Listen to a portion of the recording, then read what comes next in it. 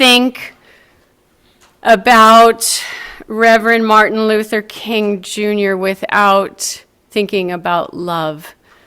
Even though we very often think about resistance, anger, injustice at the highest level, a lot of what we think about from the time when he was here on earth doing his work is the scenes that were terrifying of brutality, racism, all of it, the worst. But really, at the heart of Dr. King's work was love, always. I was really moved this week by the sights of the monks walking from Texas to Washington. Did everybody see that, watching it?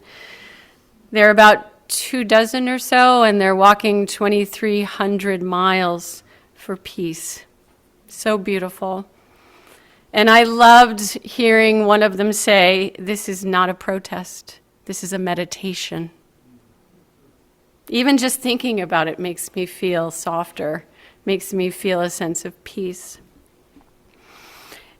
It's a wonderful reminder what they're doing, that resistance comes in many forms. We talked about this last Sunday. Today we acknowledge the legacy of the Reverend Dr. Martin Luther King Jr. and all that he accomplished while he was alive and all that he continues to inspire, hopefully, in the 58 years since his death. Because King spoke so often about love in terms of resistance, we know that love was really at the very heart of his message and his actions. Love was the driving force for him in his quest to bring peace and justice to this broken world. It's very, very important, however, that we differentiate, that we name the different kinds of love that exist. So drawing from Greek philosophy and theological traditions, we can name 4 different kinds of love. The first one is eros, and it is the love of attraction, longing, and creative energy. In its healthiest form, eros draws people toward connection and vitality. The second one is philia, and that is the love of friendship. It grows out of shared values, mutual respect, and trust built over time. Philia binds communities together through loyalty, cooperation, and common purpose. Then there is a love called storge. Have you all heard of these before? Anyone studied any of this? Is this? Yeah. Well, I'm glad if it's new to you. The third one is called storge. Storge is the quiet, enduring bond between people like parents and children, grandparents and grandchildren, and within families and long-standing communities. It expresses itself through care, protection, and presence.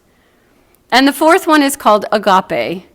Agape is self-giving moral love. It seeks the good of the other and the good of the whole, independent of attraction, familiarity, or merit. In the theological language, agape reflects divine love expressed through human action. Divine love expressed through human action. We are the conduit for a greater love. It's a big part of our purpose in this world, to channel that love and bring it into the world. In ethical language, agape is love translated into justice, dignity, and responsibility. These forms of love, of course, are not in competition with each other. A full human life includes all of them. Eros gives energy, philia builds community, storge roots us in care, agape guides moral action beyond personal bounds. Moral action. When Martin Luther King Jr. spoke of radical love, he focused on agape, but he did not treat it as an abstract theological idea. He treated it as a public ethic. It was deeply embedded in his call to action. He stood always very, very firm in his belief in nonviolence. I think probably most of you heard the words of Michelle Obama when she used to say, when they go, remember? Low, we go high, right? King was essentially saying another version of the same thing. He said it over and over and over and over. We will not, in our desire for change, lower ourselves to the level of those who are harming others. We're not going there. I'm going to guess King drew the concept of agape from his Christian theological background, and also, of course, from the philosophy of nonviolence articulated by Mahatma Gandhi. This form of love, agape, allowed him to redirect anger toward constructive action. It allowed protest without cruelty and resistance without dehumanization. Agape, in its highest, finest form, is a practice in restraint and inner formation. It requires thinking, reflecting, and training. By grounding the civil rights movement in agape, King created a shared moral language, which was really, really important when people were constantly faced with fear and exhaustion and in conflict and disagreement all the time. Love became the glue that allowed for a sustained collective action. Agape was the tool with which King was able to help expand the moral imagination of his followers. I love that idea, to expand the moral imagination of his followers.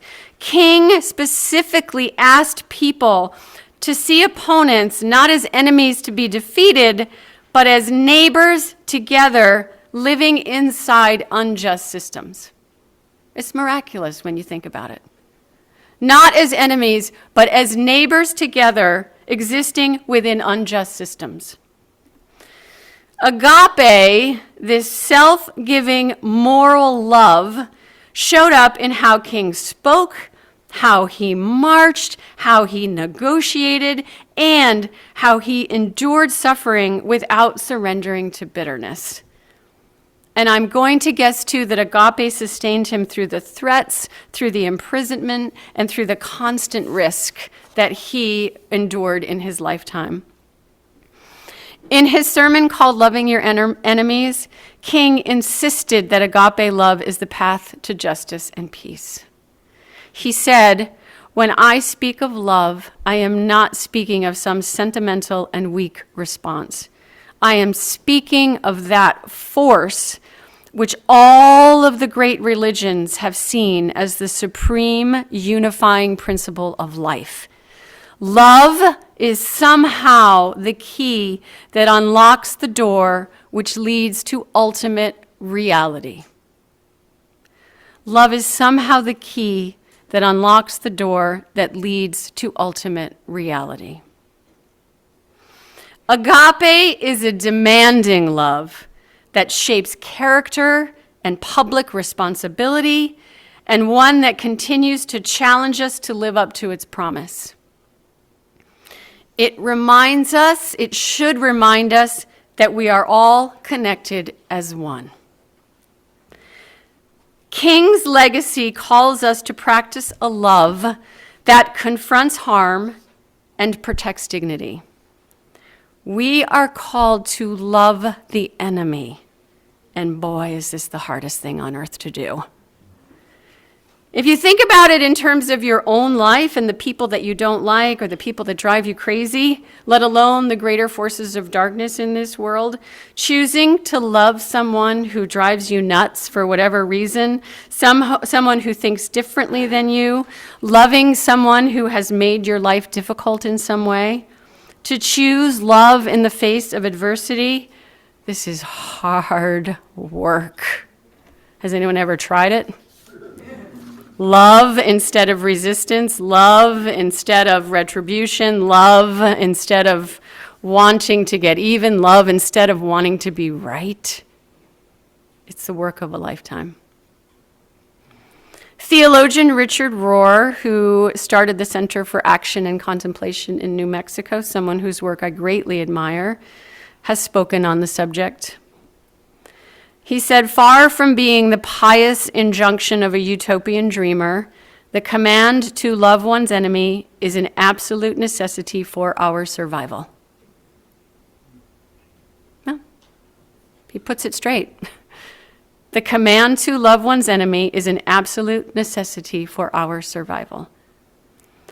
Our responsibility as humanitarians, I would say as Unitarians, is to discover the meaning of this command and to seek honestly to live it in our daily lives. And we have to practice it in our own lives, and that's what makes us better at doing it in the larger world.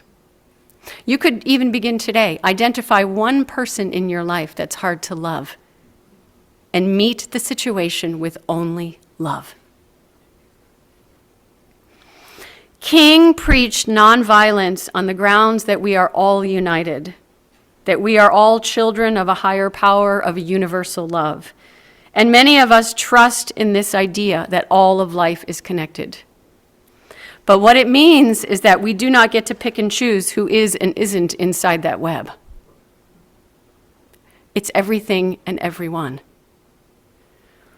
We have to find, we already know this, a peaceful means to the problems that plague our society. If we meet anger with more anger or a desire for retaliation, we are not moving the needle forward. Love is the answer every single time. It is, as I said already, the work of a lifetime, but it is not, bear in mind, romantic, sentimental love that we're talking about. Agape is an active, creative, daring, public love that resists all the forces of darkness in the world. And boy, do we need it today more than ever. Put some agape in your pocket when you leave here today and spread it wherever you go. Please. Thank you.